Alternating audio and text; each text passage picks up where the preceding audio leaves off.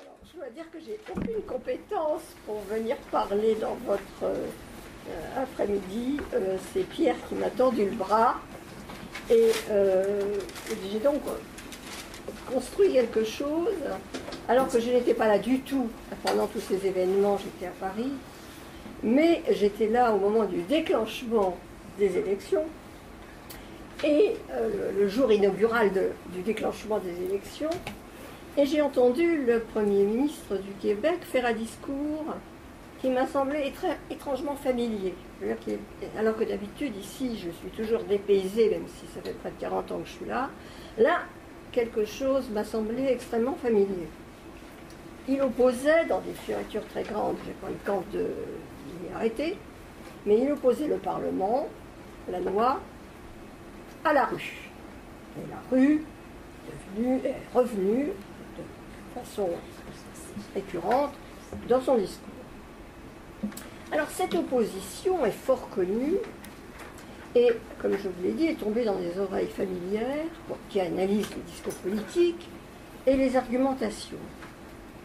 Cette dernière opposition, et c'est surtout de ça que je vais parler, a été très souvent utilisée en France, la plupart du temps par la droite, mais pas toujours. C'est ça aussi qui m'a intéressé, cette espèce de variabilité de l'argument.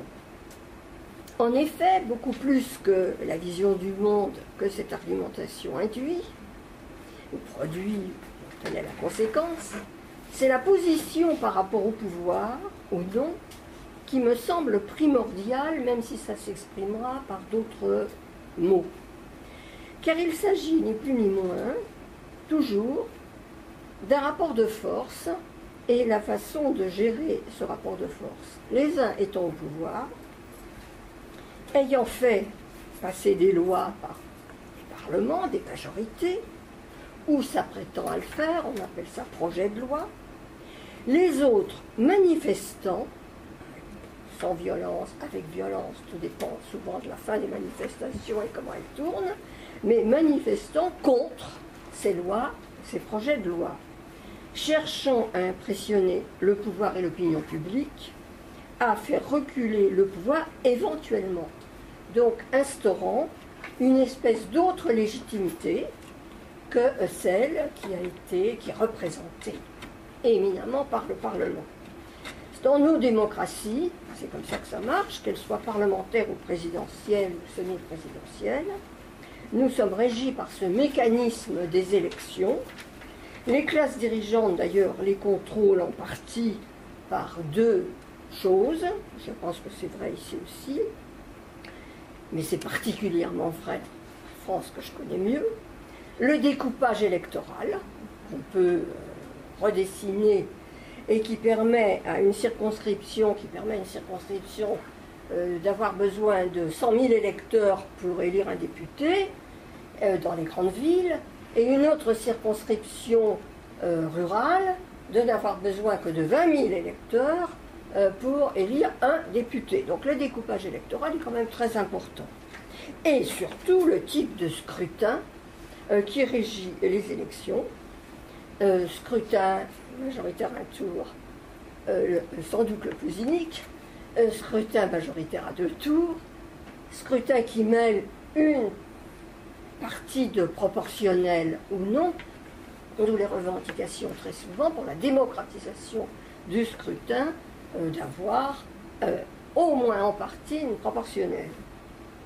Régi par le droit syndical, le droit de grève, le droit d'association, enfin tout ce que notre Napoléon a supprimé au moment de son coup d'État, et bien entendu le droit de manifester, qui est extrêmement fort, qui est contrôlé aussi, alors c'était la ma stupeur devant vos indignations, et j'ai trouvé ce pays extrêmement progressiste, car depuis très longtemps en France, il est interdit de manifester si on n'a pas l'autorisation de la préfecture de police, et pour avoir l'autorisation de la préfecture de police, il faut y déposer obligatoirement le trajet, obligatoirement la date et l'heure, et les responsabilités, donc les responsables de la manifestation, qui sont en général les syndicats, les partis politiques, mais enfin tout ça est marqué, si jamais, au moment de la fin de la manifestation, il y a des incidents, donc il y a des responsables. Reconnaissance également des corps intermédiaires dans les constitutions.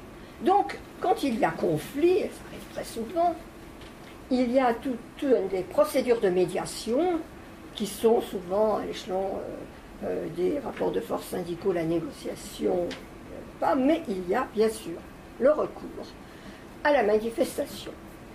Et la France tient pour le moment le record absolu du nombre de manifestations par an dans la rue. Alors, je me suis penchée sur le problème de cette argumentation, la loi, le Parlement, les projets de loi versus la rue, pour me demander, dans l'exemple français récent, une dizaine d'années, une quinzaine d'années, quand il est arrivé que les manifestations fassent reculer le pouvoir. Parce qu'en règle générale, ce sont des protestations, elles sont fortes, un appel à l'opinion publique et aux médias, mais en règle générale, elles ne font pas les manifestations comme ça reculer le pouvoir qui a déjà fait voter une loi, ou qui l'a entériné, ou qui tient à son projet de loi pour des milliers de raisons.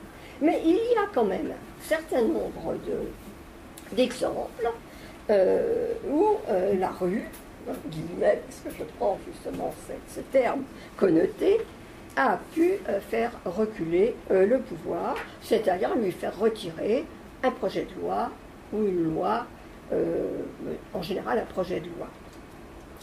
Je n'aurai pas le temps, mais je prends quelques exemples.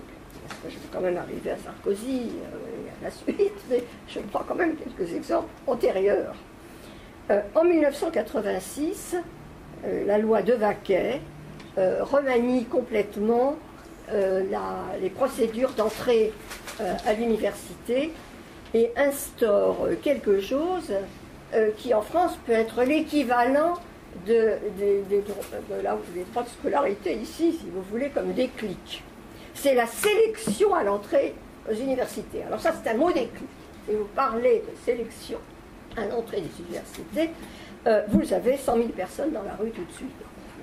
Donc, remanie tout cela, et il y a, c'est un projet de loi, il y a d'énormes manifestations. Il y en a une qui tourne mal, il y a un mort. C'est relativement rare, mais là, il y a un mort. Donc, une espèce d'indignation générale devant la répression. Et le Pasqua étant ministre de l'Intérieur, ça ne vous étonnera pas si vous connaissez qu'il y a eu un mort avec Pasqua à l'intérieur, mais enfin, bon, il est obligé, le gouvernement est obligé de retirer ce projet de loi. Et quelles que soient les arguties, on n'est pas encore tout à fait revenu à la loi de Vaquet. En 1995, c'est une autre paire de manches, c'est la réforme des retraites. La première très grande tentative de réforme de retraite, bon, j'entre dans le détail, j'ai pas de temps, mais allongement de la période de cotisation, etc. C'est Juppé qui a eu l'honneur de...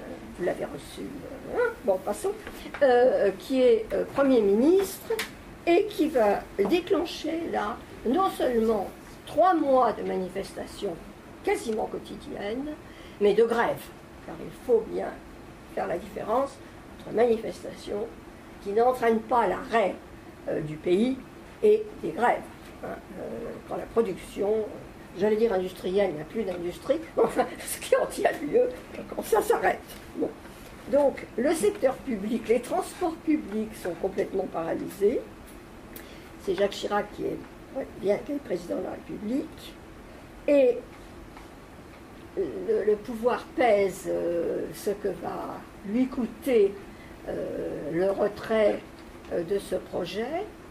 C'est toujours un problème, cette gestion du rapport de force. Est-ce qu'il vaut mieux céder et rattraper la chose autrement, ou est-ce qu'il faut s'obstiner? C'est un grand problème que vous avez connu ici aussi. Alors ici, Chirac a pensé qu'au bout de 3 mois de paralysie totale, il valait mieux retirer ce projet de loi, qu'on le retrouverait autrement par la suite.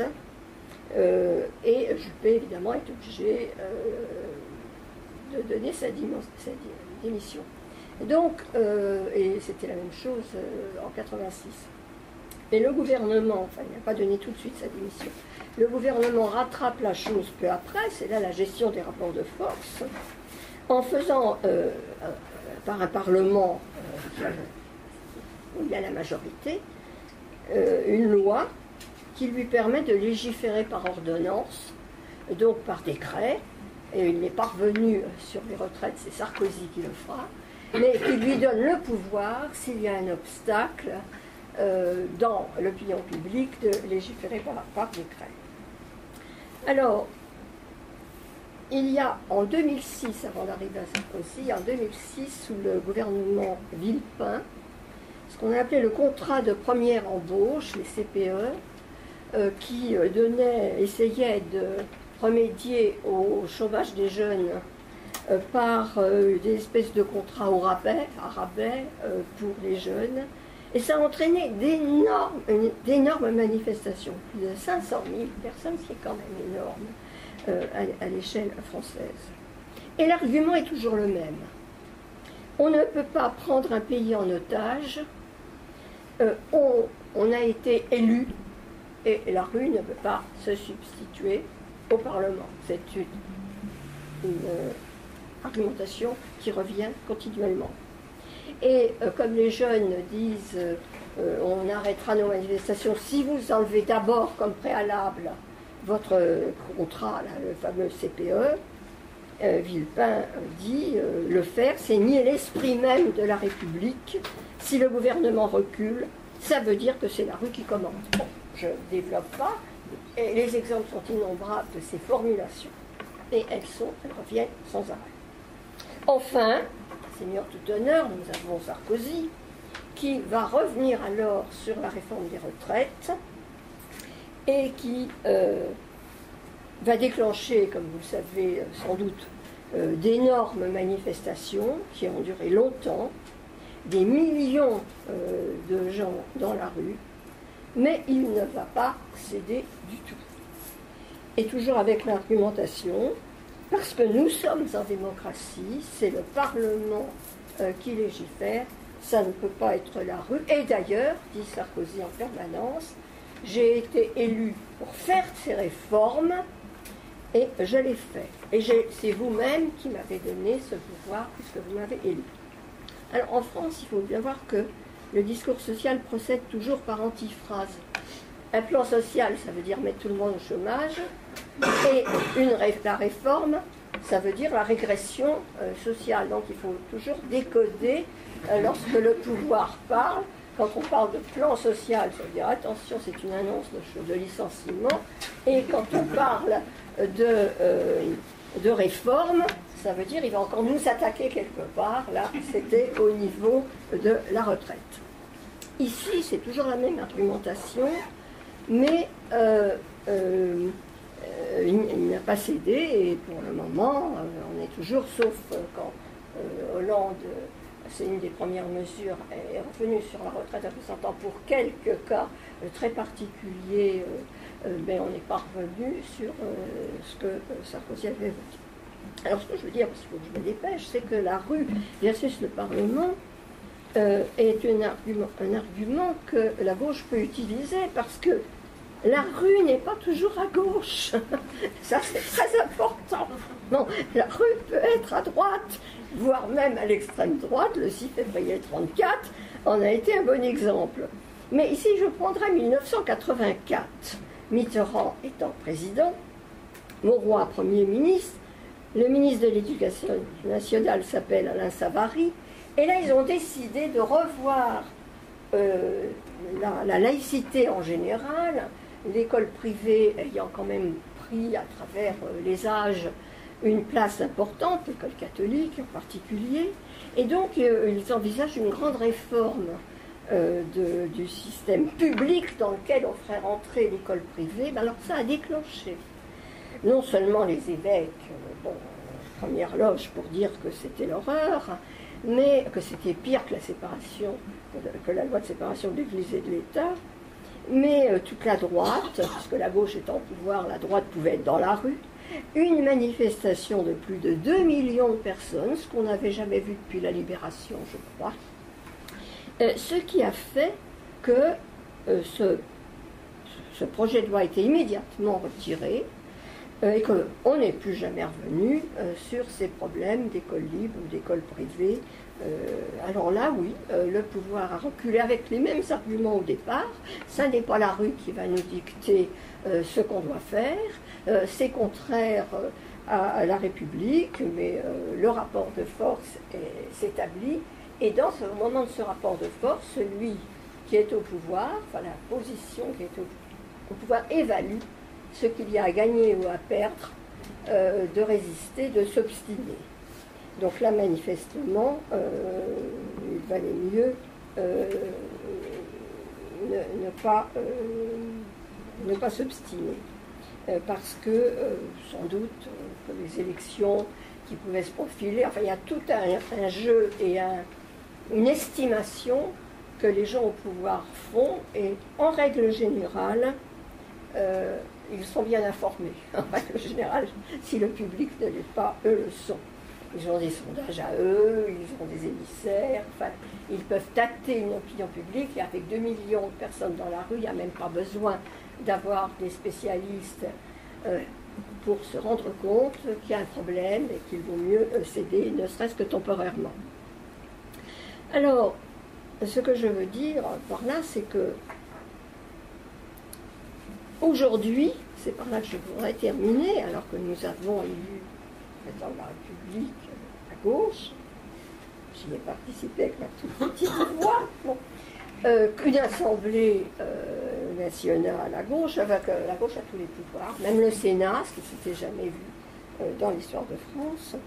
Mais on voit se mettre en route, bien qu'il n'y ait pas eu de manifestation, il n'y a que 100 jours de pouvoir, il y a les vacances qui sont arrivées au milieu, ce qui est quand même sacré en France, même si les gens ne peuvent plus partir, il y a quand même une espèce de petit verrouillage discursif de ce qui pourrait être contestataire, ce qui est quand même rapide, si vous voulez. Parce que cet effet de massivité de l'élection, énormément de députés, masque quand même un rapport de force qui n'est pas si fort que cela, si j'ose dire, en faveur de la gauche. Le faible écart final avec Sarkozy était quand même extrêmement troublant. Il y a 1 139 983 voix qui les a séparés, c'est-à-dire 2,47% des inscrits, ce qui pour un président qui a été si impopulaire, qui s'était rendu si impopulaire, qui avait fait une réforme, qui avait fait une campagne lourdement chargée d'extrême droite dans son argumentation, donc il s'était quand même mis à dos des gens, mais pas d'autres, et quelque chose qui montre qu'il y a un état de tension dans le pays qui est assez grand, surtout avec une croissance quasi nulle. Comme vous le savez, la France n'est pas en récession, mais elle est à la porte, donc il suffit de lui ouvrir la porte pour qu'elle y rentre. Or, ce qu'on voit se profiler, sans aucune manifestation encore, simplement à l'interne, c'est des éléments de verrouillage discursif qui ont commencé par rappeler aux ministres, surtout les plus contestataires, que c'était bien de les nommer ministres parce qu'ils sont obligés d'être solidaires du gouvernement et ne peuvent pas donc prendre la parole tout à fait librement, que ces ministres sont conviés à se rallier, sauf à se démettre. C'est-à-dire qu'il ne peut pas y avoir d'énormes critiques à l'interne. Et pour ce qui est de la masse des députés et d'un congrès, par exemple du Parti socialiste qui se profile, on a rappelé l'importance de la démocratie qui est d'abord représentative. Alors c'était très important puisqu'il y a un énorme débat qui est très vieux en réalité, mais qui a été remis au goût du jour par Ségolène Royal en 2007, qui était l'importance de la démocratie participative, non pas par opposition à la démocratie représentative, mais comme complément de cette démocratie représentative. Eh bien, cette espèce d'appel à la démocratie participative qui pourrait prendre toutes sortes de formes, qui restent à inventer, mais dont le principe, dont le fait de réaffirmer le principe pourrait être important, est rappelé dans la motion, dans un texte signé par Aubry et Auroux, que c'est d'abord la démocratie représentative qui est le fondement de notre démocratie. Qu'elle soit en crise, pourquoi le nier quand tant de nos concitoyens, je cite le texte, ne se rendent pas aux urnes? Mais le fait de le constater ne doit pas nous conduire à l'oublier, mais à œuvrer à lui redonner son crédit et sa grandeur. Quand on voit le crédit et la grandeur, le discours sur la République arrive tout de suite après du pacte républicain. Et donc, avant même qu'il y ait la moindre manifestation, avant même que les syndicats, qui ne sont pas si heureux que cela, aient posé la moindre revendication, autrement dit, avant même que l'on voit peut-être un jour la rue se manifester, il y a un rappel du même argument. La rue ne peut pas dicter sa loi à la loi, c'est-à-dire au Parlement. Parallèlement, il y a une commission, la commission Jospin qui a été mise sur pied. Je n'ai pas le temps d'en parler, mais je dirais tout simplement, en prenant la responsabilité de m'en dire, qu'elle dépossède très largement le Parlement, ce qui est quand même quelque chose d'un peu grave. Alors, en conclusion, ce rapport entre les gouvernés et les gouvernants, entre le fait de ne pas d'avoir autre chose à sa disposition que ce vote tous les 4 ou 5 ans, est un véritable problème, comme vous le savez, de nos démocraties, et que ce type d'argumentation,